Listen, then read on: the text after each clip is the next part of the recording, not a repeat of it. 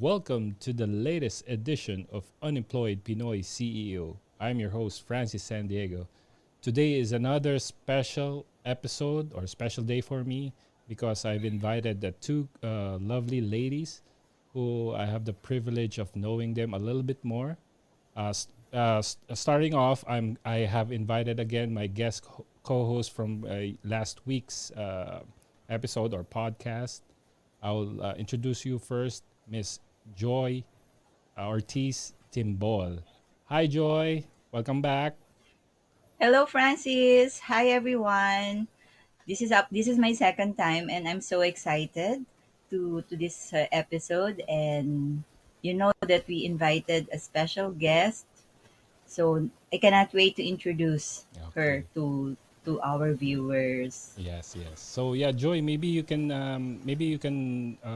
touch up a little bit of what you have been doing lately since our last episode. So we've been talking about some of the guests or individuals that we've planned to inviting, and you just mentioned to me about this lovely lady or our newest guest for today's episode. Yeah, kindly talk to the viewers Yes, about this particular guest of ours. yes. For our last episode, I forgot to mention also aside from doing hair and makeup in my home studio. But right now, Lilo lang muna kasi nga medyo hindi pa safe dito sa Philippines. So, ang focus ko lang muna ngayon is floral arrangement. So, sino ba si Miss Jen Zamora ng Vibrant Wellness? Um, Miss Jen Zamora, our beautiful guest for today. And she's a former cabin crew. And before siyang mag-Vibrant Wellness, nag-cabin crew siya. And then now she's the Luzon director of Vibrant Wellness Trading Corporation. And she's a mom, she's a wife, and ngayon full-time na siya being a business entrepreneur. May we call on Miss Jen Zamora? Welcome. Hi, Jen. Hi, Hello. hi, Sir Francis. Yeah. Hi, Sis Nag Joy. So it's nice to be here. Thank you for inviting me. It's such an honor to be invited here in this episode. Yes. Thank you. Thank you. It's such an honor to have you here and just to talk to you to the viewers about what happened or how did we cross paths or something. Joy was like really helpful to me in a sense of like she's giving me this recommendations. Hey, maybe you can try interviewing or inviting as a guest to your podcast this and that. And she mentioned to me last week. Is it last week, Joy, that you mentioned about yes, Jen? yes, yes. Yeah. So then we kind of like made a quick call and introduction, and she's like really what to call this accommodating in terms of like being a guest here. So maybe tell introduce yourself, Jen. I guess siguro na introduce ka na a little bit ni Joy. Then maybe you can talk to our viewers about who Jen is. Hi, I'm Jen Zamora. I'm the Luzon Group Director for Vibrant Wellness. As Miss Joy have mentioned, I was a former cabin crew, so I worked there in the airlines for 6 years. And then 2016, I resigned to become a full-time stay-at-home mom with my kid. He was newly born during that time, so I really decided to resign from my work. And then that's when I rediscovered my path to entrepreneurship because wala akong ibang pwedeng gawin during that time. So I had to be creative. I have to be resourceful on how can I earn while I am taking care of my son. So that's when I get to know or be back on track when it comes to entrepreneurship because yun nga, medyo matagal-tagal ako talagang hindi nag-explore other than what I used to do, like flying. So, yeah, basically, yun, and I also love singing. So, yeah, that's one of my passions. And I used to act before when I was in high school and college. So I'm really into arts. So it's medyo malayo, di ba? From entrepreneurship. Tapos before I was an artist, tapos biglang entrepreneurship. So uh, yeah, it's basically how my life unfolds nung ako ay naging mom. So, na-rediscover ko yung mga strengths ko din and yung mga potentials ko. So, ayun. So, Wow. now yeah.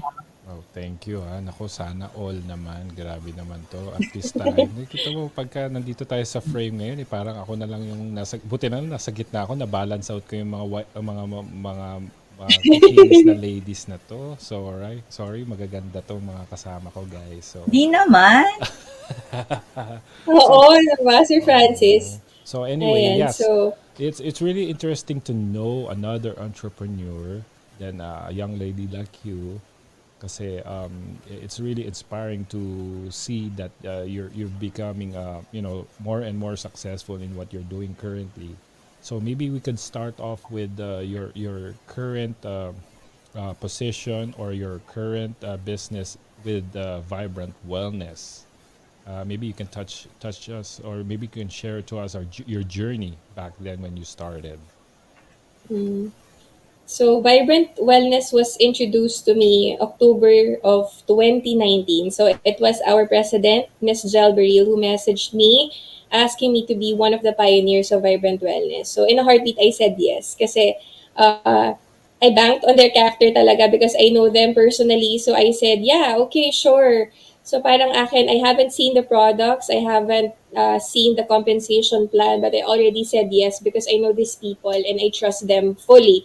That's why, yun, parang nag-join ako agad without, yung, alam mo yun, wala pang anything, pero I said yes right away. So that's when it started. And actually, it boosts also my morale because, I've been a housewife for quite some time and medyo nawala ako dun sa ano ko because I got used to working, Mm-hmm. earning on my own, and then suddenly I had to stop and I had to do other things.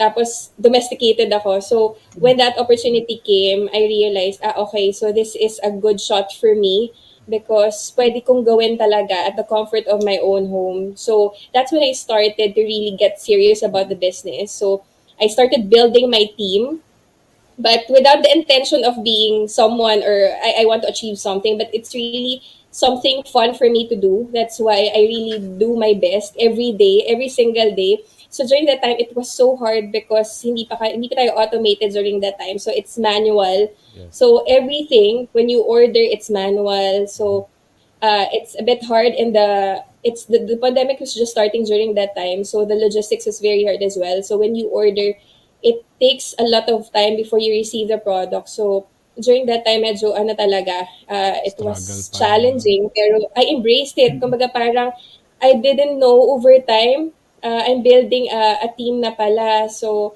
yun, parang I love mentoring. I really love sharing the business because I saw talaga the potential of the business. And I know na for full-time moms like me, makakatulong talaga siya. And if you Mm-hmm. have other jobs, you can actually really do it on top of what you're currently doing. So you won't have to alter anything. You Right. just have to add it to what Mm-hmm. you are doing. So it's something talaga that everyone can benefit from. And considering that it's just 3,750, so it's relatively very affordable for Affordable, everyone. yes. At the same time, it has products, so it's beneficial and it's really, kumbaga parang if you appreciate it, you want to share it. It's good news, so you want to share it to other people. So that's what happened to me. So I shared it to as much people as I know.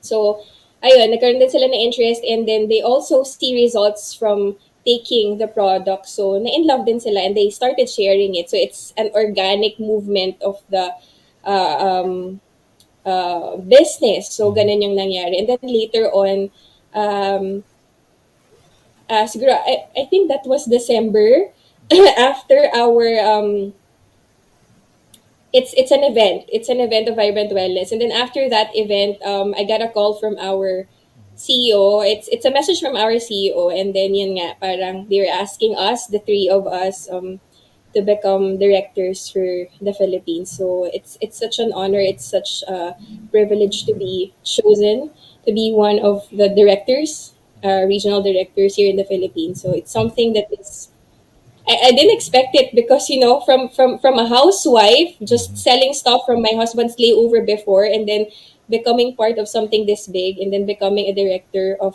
this neophyte company that's really growing massively globally. So it's Yes. really an honor. Yes, for yeah, me. that's interesting. I mean, hearing that story is like really remarkable because you literally parang you started from scratch without even you thinking about how Mhm. much do Yeah. I make, how much do I do, or blah blah blah. You just did it without even Yeah. thinking about it. Considering that you just like jumped in. You just jump without even knowing the products. Kasi normally, di ba, common practice is if somebody invited you to join a business or something, you'll do your due diligence of researching, knowing the products. If Yeah. there's a possibility that there's like an upset or parang you'll have an advantage of getting more or something like that.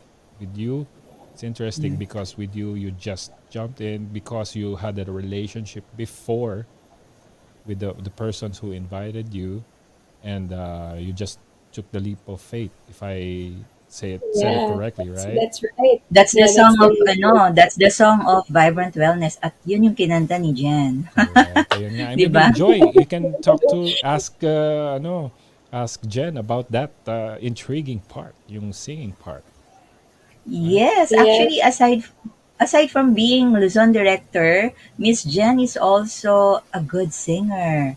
Siya yung kumanta ng theme ng Vibrant Wellness. Puwede Mm. bang sumample ka diyan, Miss Jen? Teka lang, hindi tayo Leap nakaset up of ng faith. ganyan. Kasi Kaya ang Mamaya kailangan mo gagaling ng magaling ako. magkakaroon tayo ng sarili niyang singing parang portion pagkaganyan. Di ba, Jen? Oo. ang May ganda rin pressure kasi ako. ng topic na yan kasi Oo. it's more of ano, leap of faith. Kaya ako Yes. nakaka-relate din ako dun kay Miss Jen. Mm. Yung ano niya, yung journey niya. Like Mm. ako kasi, parang ako naman din, nasa corporate, tapos naging housewife, naging domesticated wife, and then, ayan, you have to take care of your kids. So, yun yung nakaka-relate din ako kay Miss Jen kasi, syempre, minsan hinahanap mo din yung bang, yung busy ka. Yung may Gano'n. ginagawa ka, So, it's no? good thing talaga yung vibrant wellness katulad Mm. namin mga moms, Yes. momshi. You know what? The thing Meron kaming is, ginagawa kahit na anong busy namin sa bahay, yun, we can do side hustle, yung vibrant wellness. So, very good yun. yes, yes. Yeah, actually, I mean, I do understand it right now, right? Because since the pandemic came or hit us all of you are domesticated na. Diba? You are forced to. Yeah. So, especially the first. Lalo na ngayong pandemic. Yes, yes. Especially, kumbaga, you're forced to stay at home. You're scared.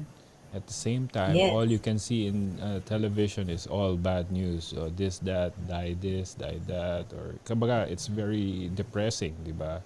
So, I Yeah. mean, what the what like you ladies you've done is really inspiring din kasi I've been through that same route right? So you have to make it work. You have to think of some alternative solutions in terms of like providing for your family, which I know we will all agree, right? So ano naman yun Yes. that's why it's inspiring to hear some of the success stories from you too na talagang you did it at home and you made it work, make it work, di ba? So maybe siguro let's start from ano kay with Jen. Maybe yung let's go back way back to your career mo yung nagsa-start pala kasi from this podcast that I started, I wanted to share our viewers what the journey was like when Jen was starting. Like let's say maybe you can talk about your journey up until the moment you reach this position that you're in right now. So it was quite challenging, just like what I've mentioned earlier, because really you have to start. The company is relatively new. It's actually really new. It's not relatively new. It's Mm. talagang bago Correct, pa correct. lang. It's just starting. So marami pang challenges, especially that it was birthed during the pandemic. And as we all know, our head office is located in Batangas. So during that time, merong Taal eruption. So they are directly affected by that eruption. And then after 1 month, the pandemic hit us. So medyo challenging talaga siya. And yung challenge naman during that time is really nice because the challenge during that time is laging sold out ang product. So it means talagang mainit yung pagtangkilik talaga ng market sa Vibrant Wellness. That's why nagsasold out talaga. So the manufacturer during that time was really surprised kasi ang bilis maubos ng product. So parang they didn't expect that to happen. So Mm-mm. what they usually say is hindi namin in-expect yung ganito kalaking volume of orders Correct. from your company because you are just starting out tapos ganito kalaki yung demand nyo. So during that time, the hard part is yung mga members namin keeps on asking where is our products, ganyan ganyan. So parang that was a challenging part because during that time, as what I've also mentioned earlier, hindi pa automated. So everything Correct. is manual. So ang ordering namin is manual. So if you're gonna order online, you're gonna have to send all the details to the admin, and then the admin will be the one to encode it sa Yes. system nila. So wala pang website. Correct. Although we have the online dashboard, you can actually order via online dashboard, but the process during that time is talagang manual. So if you wanna order via your BCO, you have to go through the admin para mag-order sa'yo. So, even the encoding of the products, if you are a if you are a BCO or stockist, it's online. So, they're gonna send the products to you, tapos the admin will be the one to encode it under your account. So wala pa kaming online dashboard for BCO and stockists. During that time, it was just distributor dashboard. So it was a bit hard and challenging, especially that logistics before, it will take like siguro mga 3 to 4 weeks if it's Visayas or Mindanao. So matagal talaga yung waiting time. Tagal And of talaga. course, here in the Philippines, if ganun yung waiting time, you will receive a lot of complaints, a lot of, Correct. so it was a challenging part Mm-mm. during when I was just starting. But the good thing about that is you will see really the desire of the members, the desire of the new distributors to really push the business because even if it took that long for them to get the products, they really push the products because they believe really in the goodness of the product. Kasi sila mismo, they feel the difference in their physical health, may Mm-hmm. nag-improve yung mga certain concerns nila by using the product. So, that was it. So, the beginning of the journey was really hard. But as you go along, as I go along, I realized na, kumbaga, the company really has been very dedicated in improving the system sa lahat ng mga pwede nating ibigay for the distributor. So as you can see, in just less than 2 years, ang dami nang naabot ng Vibrant. So ang dami na nating milestones. So from scratch, nagkaroon tayo ng online dashboard and then online dashboard for BCOs and stockists and then automated na lahat and then ang dami na. So na-register na natin yung mga products sa US. Tapos lumaki na tayo and then nagkaroon ng mobile application and now multi-currency dashboard. So in less than 2 years, all that happened in the midst of pandemic. So during that process, siguro I don't know, maybe our management saw the sincerity of our efforts and the dedication that we put in the business. That's why siguro they picked us to be the directors right now. So I'm not really sure, but it's for me it's just a huge privilege and blessing because there are a lot of candidates. I can see lots of vibrants that are doing very very well in the business. Kumbaga, they're also very dedicated, but it's just I don't know, it's God. It's God who put me here because I'm sure marami pang iba mas magagaling sa amin, mas alam mo yun, deserving of the position, but if God called you to do this, if God put you in this position, there's no other way but to go through that open door. Yes. Joy, Wow. maybe you can So, ask ibig her. sabihin talaga, it's a proof pandemic business. Kasi, di ba? Kahit na pandemic noon, sobrang lakas ng orders Mm. from Vibrant. Kasi, syempre, Vibrant kasi is offering, di ba, health, beauty, and wellness, Miss Jen. So talagang Yes. nagkataon na kailangan ng tao talaga yung maging healthy, ganyan, 'di ba? So it's good. It's a good opportunity talaga yung nangyari for all of us, especially sa katulad nga natin na nawalan ng, I mean, hindi naman nawalan ng work, pero we chose na maging ano na lang, maging housewife muna, and Mm-hmm. then at the same time, busy rin tayo sa business. Kasi we need to be productive pa rin eh. I don't know. Ako as a person or as a mom, parang mas gusto ko pa rin productive tayo hindi lang sa bahay, pero kailangan pa rin productive tayo na, yun nga, siguro being empowered woman. So, nakita ko si Miss Jen, very empowered, parang katulad din ng ating CEO sa Vibrant Wellness. So, it's very inspiring. Kaya nga, di ba, naging una nating guest, Mr. Francis, Yes. si Oo LCEO, nga eh. and So, very inspiring yung kanyang story. yes. Kaya nga Ganon. yung story na yun, and actually, I just found out after nung in-interview ko siya, then, di ba, nagkaroon tayo ng Oo. conference na sa Philippines.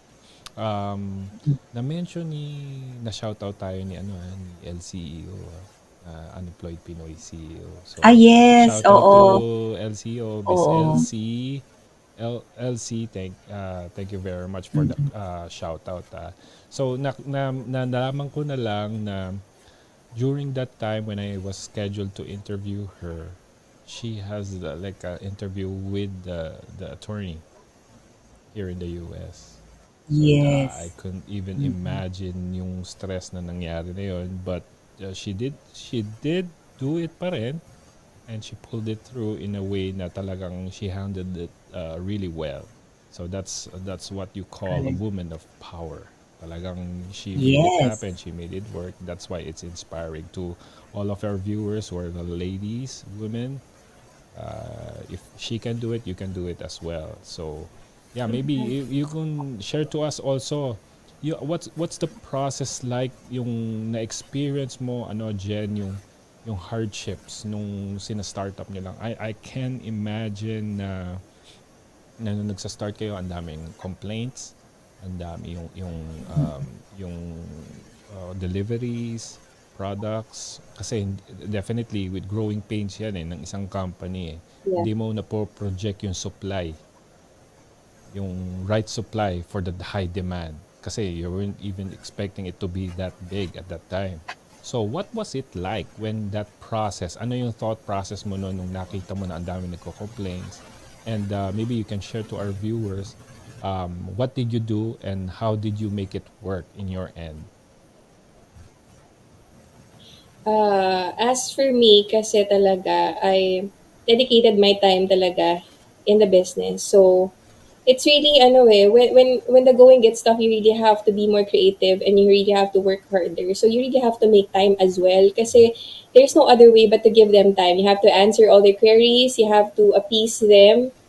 Mhm. You have to make sure that you're also doing something for them para makuha nila din yung mga answers na gusto nila. So during that time, it was hard because I usually sleep in the morning na, like 2 a.m., 3 a.m., and then I will wake up at 6:30, 7 a.m. So it's a bit of an adjustment for me Mhm.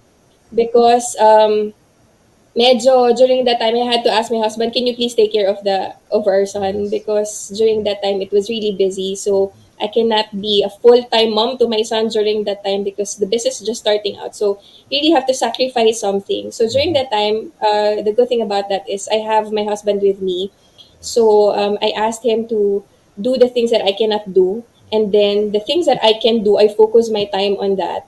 So yeah, I really made sure that I answered all the queries of my members, and I relay to the proper authorities, and then send, kumbaga, I will, give them the answers right away if I have it. So, I really give them time, and I really prayed hard, as in, I really cry myself sometimes to sleep, kasi minsan parang pagod ka na, and, sometimes meron ka may encounter na mga mga masasakit na words, Yes. but it's part of the business, it's part Correct. of really growing. Mhm. And that's actually what I'm very thankful for, because kumbaga, I discovered my strengths. I Mhm. discovered that I can handle pala this kinds of adversity, this kinds of challenges, kasi before, um ako kumbaga parang ayoko nung mga gano'n. Kumbaga, I would stay away from those kinds of things. That's why Uh-huh. nung una, I didn't actually believe that I can be a leader, because Mhm. niisip ko pa lang, no, that's a Oo. big responsibility. Mm-mm. Kasi if I become a leader, parang it's like nakatali ka na to that business for life kasi you have people under your roof na kailangan mong alagaan. It's like you are the nanay of that team. So, parang thinking about it, parang, wow, ang laki palang responsibility. So, it's not just about business. It's really about taking care of the people under you. So, at first, parang hesitant ako. Sa isip ko lang. But with Vibrant Mm-mm. Wellness kasi hindi because the people nga who invited me are the people that I trust. So, Yeah, yeah. I don't know. It's a change of heart. Correct. It's a change of heart because you trust the people na nagpasok sa'yo. That's why, okay, sige, I can do this. And then, of course, someone believed in you eh. President Zell, I always say that to her that, thank you so much for believing in me because I never believed in myself that I can become a leader. But you saw that potential in me. That's why I also believed in myself. So, Correct. it's important that someone believes in you because Mm. you will learn and you will discover that yeah you can really do it and you can believe in yourself too. You have that power to be empowered and to empower people as well. So yun, so it was prayers and hard work talaga and Yes. sleepless nights. Well, it's So part of it. I mean, being an entrepreneur, sa lahat ng mga viewers, because there's a common misconception, right? Like, they think that being an entrepreneur is much easier, or having your own business is easier than being an employee.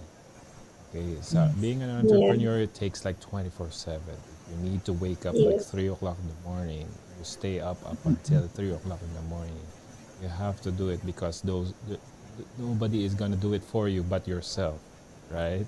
that's right. So Yeah, yeah, that's I totally understand how you. That's why I'm not even surprised that you're this successful now, and I know for a fact that you will be even more successful. Kasi with your um, yung mindset mo, right mindset, and tapos yung attitude mo, you're like really, you're the one of the best leaders that I've known so far. So great job. Wow, yes. Thank you for being thank you here. so much, that's so humbling. Yeah, Oo naman, it's ano actually naman, Mm-mm. in business sobra. Nakakaiyak talaga. naman. Naiiyak ako, Francis. Oh gosh, teka lang ha. In business kasi Virtual, talaga send the, kita the ng virtual tissue. Teka lang ha. Oh, Overton tissue. Iyak ako.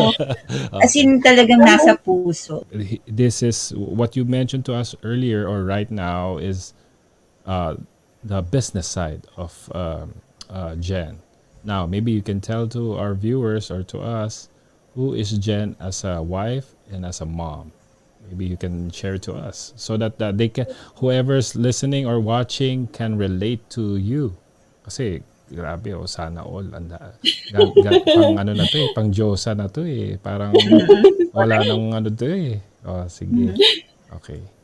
Actually, I'm a really hands-on mom to my son. So, when I gave birth to my son, ako lang talaga yung nag-aalaga. I don't have house help and we are away from our parents. So, hindi ako yung tipo ng mom na nung mom na parang pagpagod na ako, pwede ba ikaw na lang muna mag-alaga sa anak ko? So, wala akong ganun. Like, wala akong kapitbahay na kamag-anak ko where I can leave my son or I can ask someone to take care of my son whenever I feel like I want to rest. So, wala akong ganun. So, wala akong ganun na help. And at the same time, during that time, my husband was working as well. So, he was a purser, cabin crew din siya. So during that time, I was left alone in the house talaga. So being a first time mom talaga, it was really hard for me to juggle everything. And especially na hindi ko pa alam kung ano yung dapat kong gawin because this is my first time. So it was really hard. But yeah, what I'm really, really grateful for is the opportunity talaga that God has given me to become a mom. Kasi Mm-mm. not everyone has been given the opportunity to become one. And I'm just really grateful. And yun nga, I took the chance to really take care of my son during the times Mm-mm. na pwede kong piliin na magtuloy ako sa job ko. But you Mm-mm. know, I decided to resign. And as a wife, of course, I do my very best to take care of my husband. So Mm-mm. I'm not really a good cook, but I try my best to cook something good Well, for him. that And cooking part I'm can not me really good. Kasi hindi. diba, parang, ay, At saka hindi, adding to that, sorry to chime in pero kasi yung what I learned, ako kasi nag-chef din ako pero common parang joke nila is the pandemic will make you a chef. Kasi Yeah, lahat, everybody is forced Yes, to actually. that's cook. true. So lahat na That's true. nagagawa na sila ng cooking show nila sa bahay, kung anong ginagawa nila, whatever. So it's Yeah. so yun So yung it's yeah, nakakatawa. So yeah, go ahead, Jen. yeah, and yeah, that's what I do. So I make sure talaga that I keep the house tidy Oo. whenever he comes home so that he can rest as well. So that's what I do. I'm a plain housewife. I do everything that So at least 2 the years yun eh, no? society 2 years? or the family is expected of me. Uh, So basically, that's what I do. And of course, I don't forget my identity. So I try to correct, still stick to who I really am. So correct. I try to do some in my quiet times, in Mm-mm. the times that my baby is asleep. So I try to do something for myself as well. So I try to uh, have my own me time. So Mm-mm. I try singing, although yun, that's my ano talaga. I really love singing. So that's what Oo I nga do eh. whenever I have free time. Mm. So I do my video okay alone.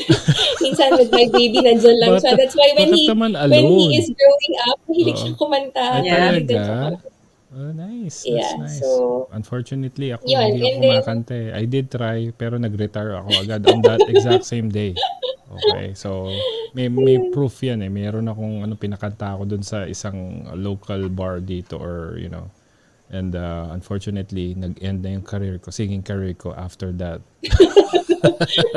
So, yun ang nangyari Pero noon. So, it's fun. beginning of my career and ending at the same time. So, ganun na nangyari sa akin noon eh. So, anyway, just, since we know who you are as a mom and as a wife, then maybe about that singing career or actress, di ba? Nag-acting ka rin? So, maybe you can share to us So ano, what's your experience actually like? yun, nung high school ako, it was just one play. So Oh, it's not really a big acting career, but it's ah, just it's a school play. I was okay. part of the teatro. Mm, So and then it was just one time. And mm, then when I was in college, my course was mass communication. oh, okay. So meron akong class na theater. Mm, So nagkaroon kami ng group. It was a theater group. mm, Tapos, nag-perform kami just for our class. And then later on, we realized, let's make a group, theater group. mm, Tapos, yun nga, parang we also do movies. So, it was really exciting for me because it's something that I really like. So, when I was a kid growing up, I really like acting. So, mm, I would go face the mirror and then try to internalize something, a scene, for example, and then ah, I will act it out on my own. And then, when I was growing up, mm, yun nga, parang nawala yung part na yun until nag-high school ako. So, there was an opportunity for me to act. So, yun, ginrab ko na yun. And then, when I was in college, since I had a theater class. So, and movie class as well. So, ang dami kong pwedeng paggawa noon. And then, when I was also I think I was junior ako mm, nung college when I made an indie film with meron kaming indie film na ginawa with my friends from the band. mm, It was shot in Manila pero hindi na talaga nagtuloy yun, 'di ba? Puro mga odlot-odlot. So it's not really a big acting career, but it's something that is very memorable for me because I was given a chance to really use whatever I think has been given to me by God, the mm, giftings. Although I'm not saying that I'm a good actress, I am not. So whenever I I have gigs like that, parang I'm still thinking that, I have to learn a lot more from other people pa. Kasi hungry talaga ako sa learning. So I never okay. see myself as someone na talagang magaling ka na talaga. So parang for me, it's always about, looking to someone better than you and learning from them. So that is how I look at things talaga. So yun, Nice. it was really good kasi yun yung nagiging way ko para ma-express yung sarili ko during Okay. that time. And ang sarap kasi sa pakiramdam when you are doing the things that you like. Yes. So, ang Sana sarap Gian, nun na nag-artista ka na lang. Ano ka ba? Eh, hindi ko hindi mo siya kaya na-meet. sis. Yeah, Hindi I mo siya know. na-meet. Hindi mo siya na-meet sa Ayun, so, Kasi Vibrant. nakikita ko may potential ka. Teka Sabi lang. mo magaling kang Oh, teka lang. Baka bago mag-act, tayo tapos mag-start dito magaling ng kang acting career kumanta. niya, pwede tayo maging manager. actually Okay? sis, ang ano ko, lumalabas lang yung top O choice ayan, ako hindi yata hindi sa lang producer stage. pala. producer and manager, pwede natin gawin yan. Okay, Talent Jen, manager na let's rin. talk about the Diba? contract, okay? It was really fun, yan. That's Tapos good. actually, yung singing career ko nung college din, ano lang yun, it was a group, it's a school band as well. It's Ah, a vocal band. ah, In school din, I was in ah. college. So I really love my Saan college ka life. It's nag-college? really colorful. Saan ka College nag-college? yun when it all happened. So, I joined a vocal band. I auditioned for it and I got in. Oh. Tapos, we were singing sa mga special events ng school. Mm-mm. We were invited dun sa mga gano'n na mga gatherings, Mm-mm. events ng ganyan ng school. But hindi ko talaga siya na-pursue outside of Mm-mm. school. So, it's really something na parang, sa tingin ko, parang curricular activity ko lang siya. Ah, I cannot call it a career mm. kasi yung mga ginawa ko is really nandun sa confines ng school talaga eh. So, Correct. hindi talaga siya something na talagang ginawa ko professionally. Mm. So, Okay yun. At ayun. least So, it's fun. na-experience mo It's really siya. fun. Yes, na-experience mo siya. Yeah, And it's part of my nag- experience. Yeah, it's an experience that I will really treasure. Correct. And yun nga, parang doon mo maaano eh. Kasi, di ba, it was your first time. You're going out of your comfort zone. So, you're really going to discover talaga your potential. So, nakakatuwa. It Nice. was such an experience. Wow, that was quite a story. Nice. Joy, di ba? Okay ba? Okay Yes. pala tong Oo guest yan. naman. Baka mamaya magkaroon na tayo ng At saka sarili ano, nating trio podcast, yes, ha? Pwede tayo mag-invite na lang ng yes. At fourth saka Sir person. Francis, isa pa, Mm. ba't na-admire ko si Miss Jen? You know why? No matter how busy she is, di ba? Kita mo naman talagang hindi mo iisipin na siya lahat. Oo Di nga. ba? From being a wife, Sana all being no? Sabi nga I nila. always di want ba? my husband sis. Ang ganda pa rin, di ba? Oo nga, Parang grabe. hindi siya Woke up like nakakagardo. this ang Di peg ba? pagkagising. Grabe, wala na to. Ayawan na. Mm. Mic drop Sana na. lahat. Oo nga. Well, it's Kaya really good. I maswerte ang think mga asawa namin kasi Oo. hindi kami yeah, nagpapabayaan sa we sarili namin. really Parang And don't. We I have know, spouses talaga. pati sinashoutout. yung wifey ni Sinashoutout mo rin Francis, yung wife ganun ko, ah. din. Grabe na to. So anyway, Yeah. I would Mhm. love you to meet my wife. So para at least Yes, I'd love that to magsama meet ang your magaganda family. sa Naman, balat ng we're looking tinalupad. forward. Oh, di ba? So anyway, so yeah, it's a good thing that to learn something about you. I know you're a busy person and we're like really fortunate enough to have you here on the show ngayon kasi like I said we in my podcast I wanted to share out the stories of each entrepreneur or businessman or businesswoman para ma-inspire natin sila and to somehow give them some piece of what you can offer para at least maybe somebody who's watching right now will be interested in knowing more about what vibrant wellness is all about, right? So anyway, maybe Yeah. as part of this, before we end, maybe you can tell our viewers where can they follow or maybe they can interact with you in terms of like knowing more about the business or knowing more about your singing career or actress. Pero teka lang bago ka Yes. mag-proceed pagka sa acting career at saka singing career nito, kausapin niyo muna yung mga managers na to. AKA Francis San Diego at saka Yeah. Oo naman. Joy. Joy? Okay. I cannot call it an acting and singing career right now. Ganun na agad It's more eh. of a hobby for me right now. So Oh, yeah. sige. Maybe you can invite them, So to our viewers, Jen. yeah, so for every one of you is looking for a business, something to do while you're at home, whether you're a full time stay at home mom or you have a job or you have a business or you just want to be healthy. So you may want to become a vibrant distributor. So if you have any questions or if you're curious about the products, just message me. So I have my Facebook accounts. So you can message me at Vibrant Jen Zamora. You can also message my Facebook page. It's called Vibrant Wellness Pasay. So all my contacts are there, and I'm also on IG, Instagram. So my Instagram account is um, Vibrant BCO Pasay. So you can also message me that. So yeah, I'm inviting everyone. If you want to switch to a healthy lifestyle, you may want to consider Vibrant Wellness. So Wow. there, and Thank you, yeah, thank you thank so much you. for So this yeah, opportunity. thank you for being here and just I know you're busy in your career, your business, and we're like really thankful for you for taking the time in anong oras na rin. So, ang bilis ng oras natin kahit Yes. So anyway, yeah, I'm really thank you and blessed to know you two ladies. To knowing you more and what it takes like to be a successful woman of power. That's what I always say. So again, from the bottom of my heart, I wanted to maybe who knows we can do some show, a separate show, right? Jen and Joy, Why J and not? Yes, J, totally. JFJ, Thank you pwede so nang much. ganon. That would be an honor. Yes. So again, thank you and guys, this is another great episode of your unemployed Pinoy CEO. In behalf of Miss Joy Ortiz Timbol and Jen Zamora, this is Francis San Diego, and I'm your unemployed Pinoy CEO. Thanks, guys.